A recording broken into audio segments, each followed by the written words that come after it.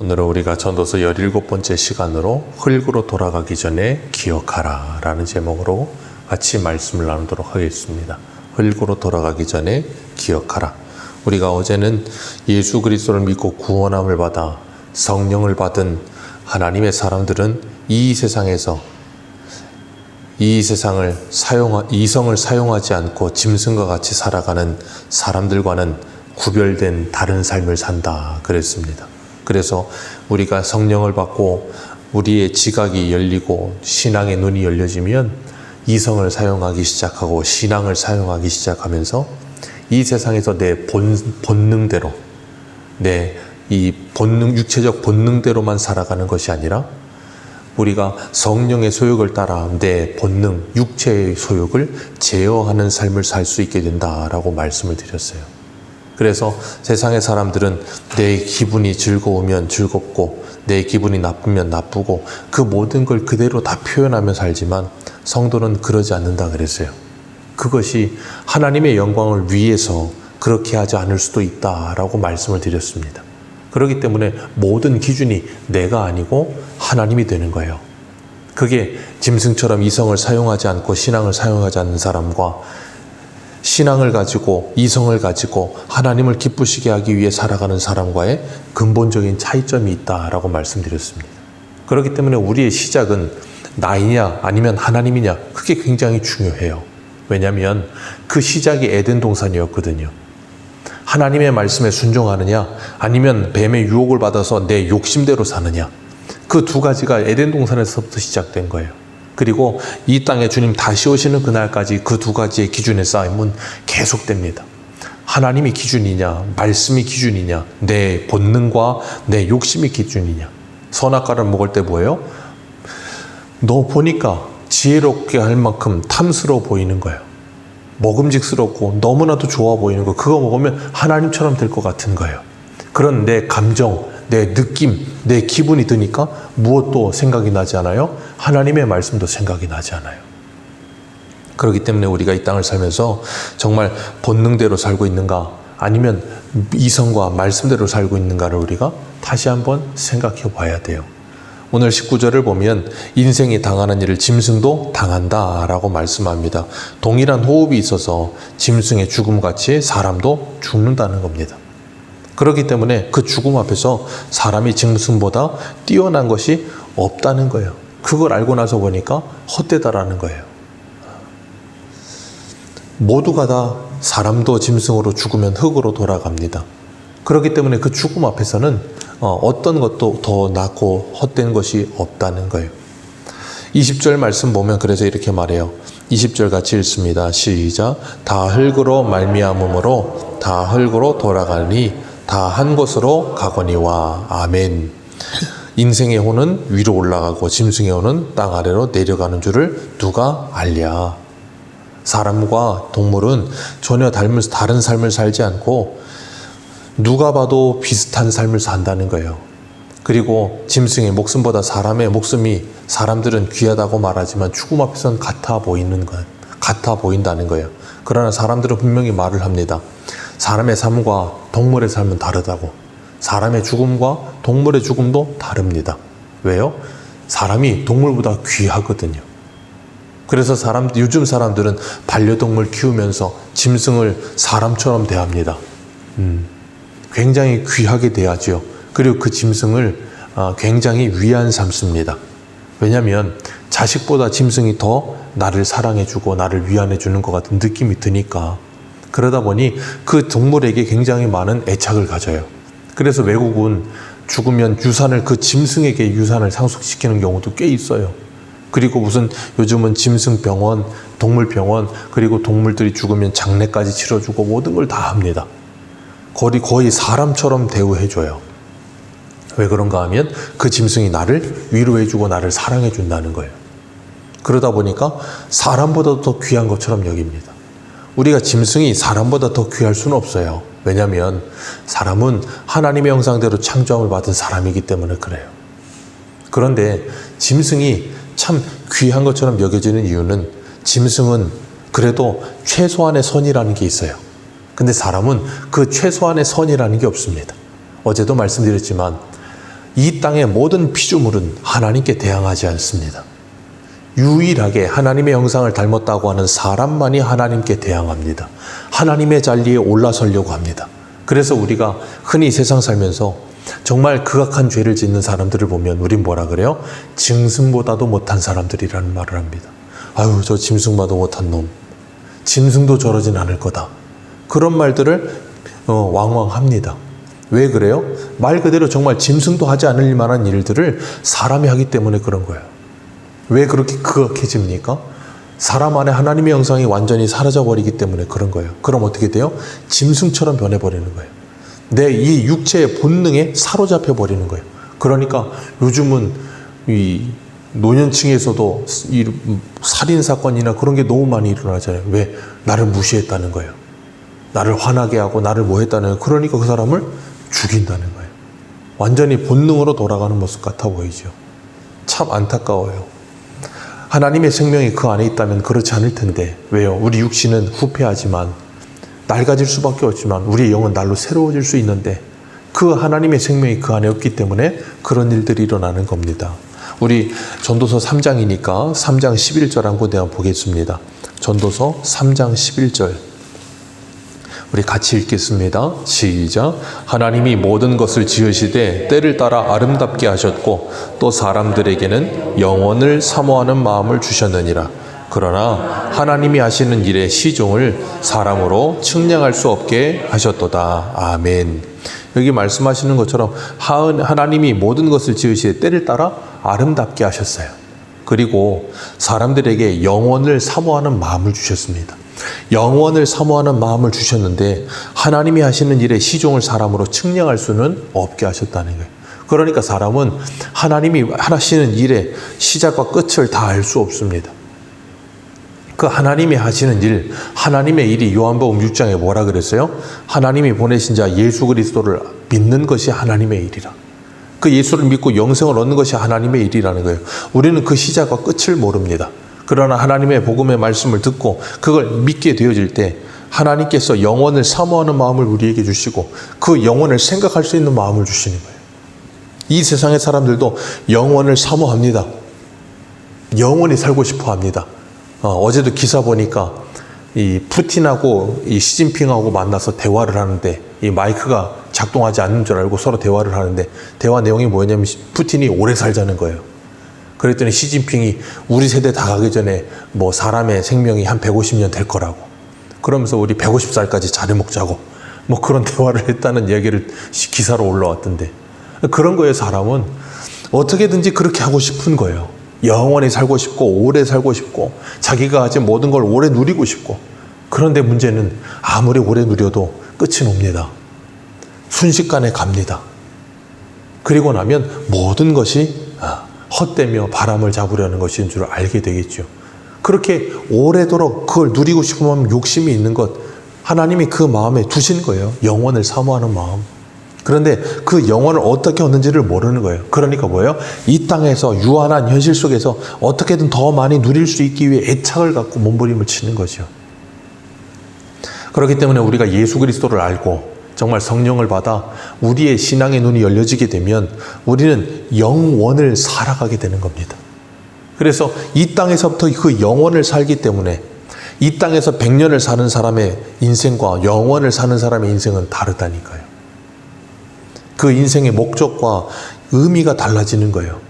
이 땅에서의 삶만을 전부라고 생각하는 사람들은 먹고 마시고 입고 살아가는 것이 인생의 전부이죠. 그게 인생의 전부예요. 오늘날 우리나라 사람들 보십시오.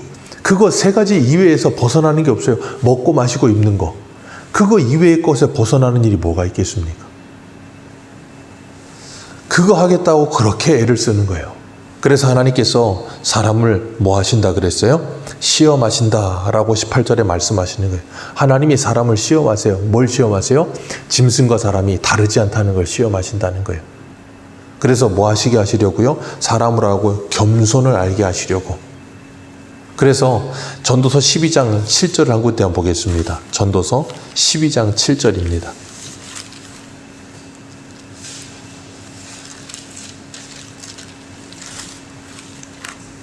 전도서 12장 7절 같이 읽겠습니다. 시작.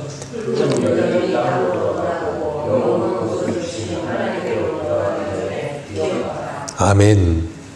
흙으로 땅의 육체가 돌아가고 영은 하나님께 돌아가기 전에 뭐 하라고요? 기억하라는 거예요. 그래서 1절에는 뭐라 그래요? 너는 청년의 때 너의 창조자를 기억하라. 곧 곤고한 날이 이르기 전에 나무는 아무런 낙이 없다고 할례가 가기 전에 뭐 하라고요? 기억하라.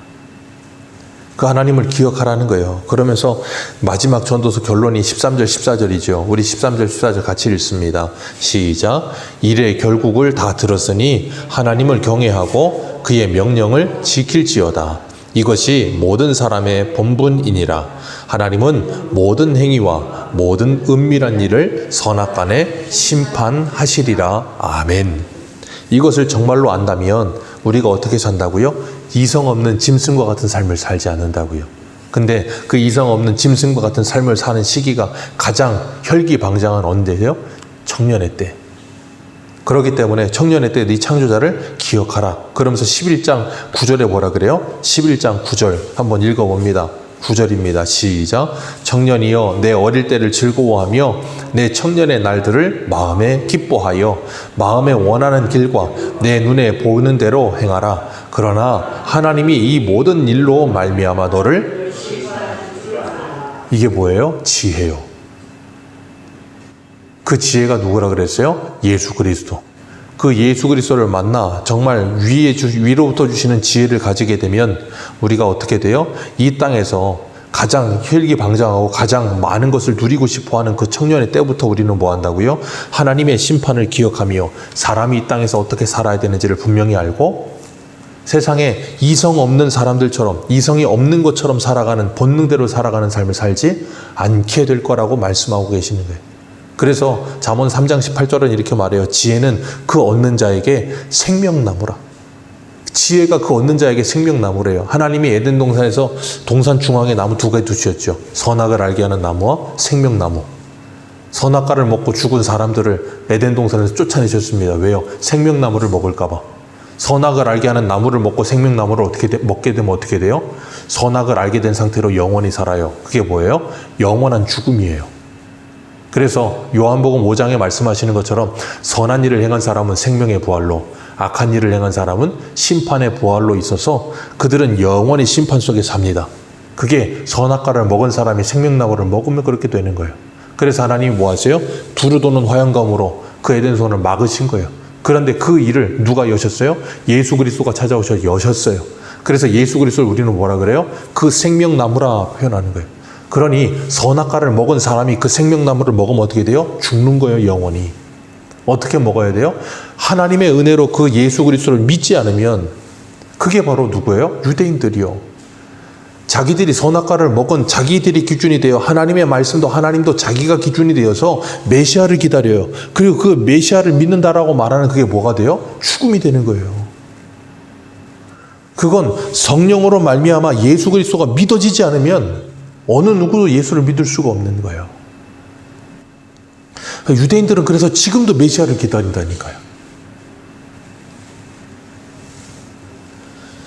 그렇기 때문에 우리가 하나님께서 예수 그리스도를 믿고 성령을 받은 하나님의 사람이 되어 성령께서 우리 보증이 되시고 우리를 모든 진리 가운데로 인도하시면 자유를 얻고 그 안에서 우리가 참 생명을 누리는 삶을 살게 되는 거예요. 그렇게 살 때 우리가 때로는 하나님의 말씀을 알고 하나님의 은혜를 암에도 불구하고 때로는 이 땅에 육신을 입고 발 디디고 살다 보니 때로는 세상에 미혹이 될 때도 있고 현혹이 될 때도 있어요. 그때 하나님이 뭐 하세요? 우리를 18절의 말씀처럼 다시 한번 시험하시는 거예요. 우리 한 군데만 읽겠습니다. 신약성경 히브리서 12장 26절입니다. 히브리서 12장 26절.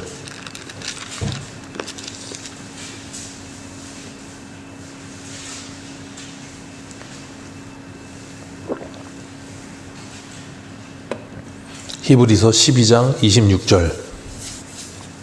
26절에서 29절입니다. 같이 읽겠습니다. 시작.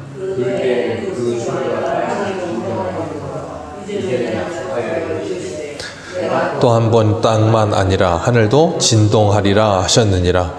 이 또 한 번이라 하심은 진동하지 아니하는 것을 영존하게 하기 위하여 진동할 것들 곧 만드신 것들이 변동된 것을 나타내심이라. 그러므로 우리가 흔들리지 않는 나라를 받았은즉 은혜를 받자. 이로 말미암아 경건함과 두려움으로 하나님을 기쁘시게 섬길지니 우리 하나님은 소멸하는 불이심이니라. 아멘.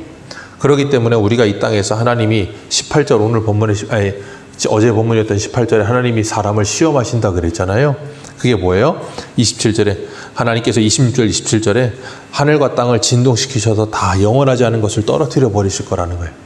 내가 이 땅에서 예수를 믿고 구원받은 하나님의 사람으로 살다가도 이 세상의 것을 자꾸 붙들려고 하면 하나님이 그걸 다 떨어뜨리신다는 거예요. 그리고 영원하지 않은 나라를, 영원히 흔들리지 않는 나라를 주신다는 거예요.